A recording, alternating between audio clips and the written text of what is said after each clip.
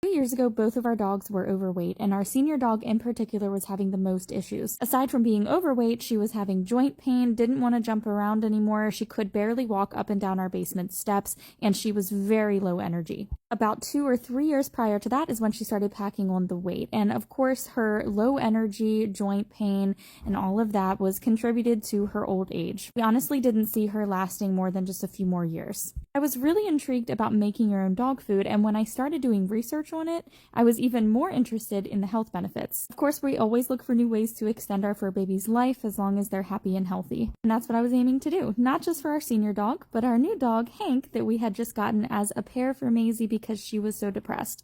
After doing about a year of research, I finally felt comfortable to try out my own dog food, and I will never go back. I don't care how many dogs we have in the future, they will never eat store-bought kibble again. Our senior dog, Maisie, gets up and down the steps like she was a young pup. She plays, she has so much energy, and that joint pain is hardly noticeable anymore. Here's the recipe that I made myself. It works amazing for our dog, so if you try it out, I hope it works for yours too. We started seeing results within 6 months. And yes, during my research, I did consult with our vet. What I made today was a bulk batch. This will last about 2 weeks for them. Start by cooking carrots and sweet potatoes. Make sure you peel the skin off the sweet potatoes because even though it is edible, it is difficult for their bellies to digest. I don't like to waste, so the water that was used to boil the vegetables, I also cook my oats in for them. You can also do rice as a filler. However, rice does not have much of a nutritional value, whereas oats does. Turmeric, black pepper gets mixed into there as well as chickpeas. Next, I add frozen spinach to that and some ground turkey, and I mix that all together really well. They each get a little bit of ginger as well as some coconut oil. That is their base food, so that's what is always given in their meal, and then they have add-ons. Today for their add-ons, I gave them a chicken leg, 1 quail egg, a banana,